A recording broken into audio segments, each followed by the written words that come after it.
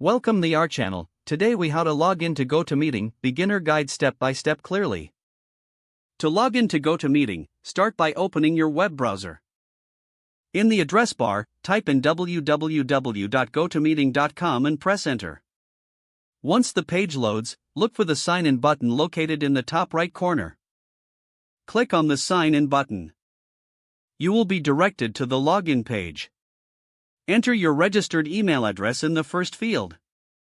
Then, type your password in the second field. If you want to stay logged in on this device, check the box labeled Remember Me. After entering your credentials, click on the Sign In button. If you've entered the correct information, you will be taken to your GoToMeeting dashboard. In case you've forgotten your password, click on the Forgot Password link. Follow the prompts to reset your password via the email you registered. Once logged in, you can schedule or join meetings as needed. Review your user settings to ensure everything is up to date.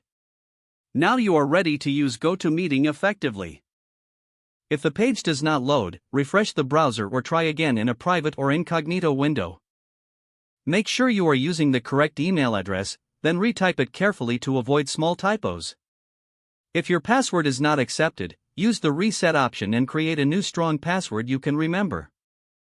Check your spam folder for verification or security emails, then complete any requested confirmation steps. Enable two-factor authentication if available to improve account security and reduce unauthorized access risk.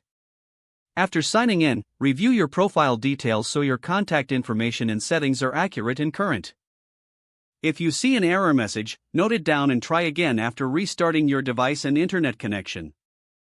Log out when you finish, especially on shared devices, to keep your account and payment information secure. If the page does not load, refresh the browser or try again in a private or incognito window. Make sure you are using the correct email address, then retype it carefully to avoid small typos.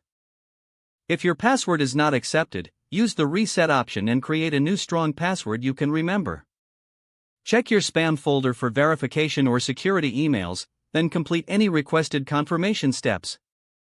Enable two-factor authentication if available to improve account security and reduce unauthorized access risk.